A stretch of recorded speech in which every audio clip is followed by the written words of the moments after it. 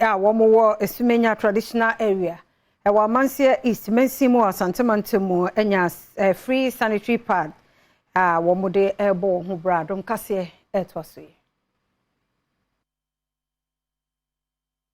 Empanifo oda ngomesuano ewa Essuemja na nanoma trankomia asuye kyerɛ sɛ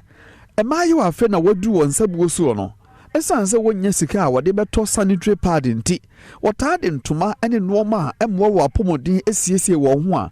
wo mu fakese no anota tena fi a onko suku enkosua de empanifo oda ngomesuano de won sa to won sayemu a wo sre aban ene kuhudo a enye aban dia nanso ehye aban asia animu sɛ wonko wo no emwa James Kwame Amwa eye kyerɛkyerɛ ni pani a wɔda Essuemja RCGHS school ano do brebi wo wa amafra no find it difficult and I say your modern say obenya sanitary pad e de SCC onmo ho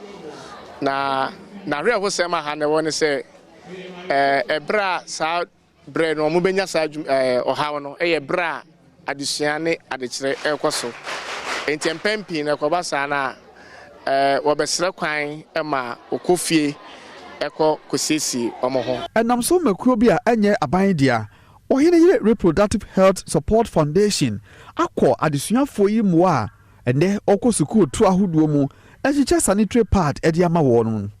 se akure ya Essuemja man hene yire atie botaye ne se obekọ maya afa ne wasi wo mpani mfie so moa na mo ani ada ho ewo apomoden kwa so Doreen entrama ene kofa baya oda kuya no ye hu se enkwara ne be less privileged e ba ne sa na mamefo na atimi kra e ka kire enkwara ne se ene menko school no tena fie na wotima hwe wo ho na wo wie na wo ho wo a wako school mu e na se emaya no so emema timi dada wo mo sika nkete ne de dada wo mo wo be hu a na akora wonni ba bia na wa start ne emema ye mema sam esanse bosome so a wonya sanitary pad eto free sa be ma ne honti ye be hu a no na akora no wakofa yefunu. That's just the main purpose, to try and support the girls.